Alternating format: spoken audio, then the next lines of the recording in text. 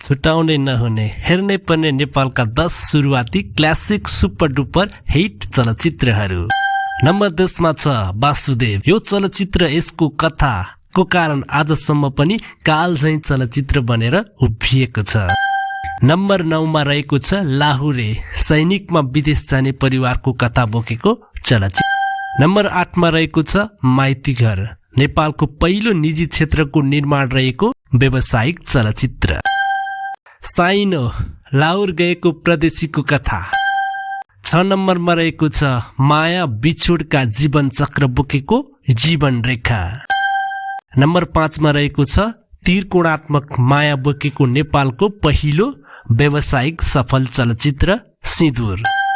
Number 4 मा रहेको छ एक नारीको दर्दनाक कथा बोकिएको चलचित्र कान्छी। नम्बर 3 मा रहेको छ सम्झना। प्रेम परिवार र सम्बन्धको कथा बोकेको नेपाली चलचित्र। नम्बर 2 मा रहेको छ परिवारको माया दुश्मनी कथा बोकेको नेपालको व्यवसायिक एक्सन सुपर हिट फिल्म चिनो।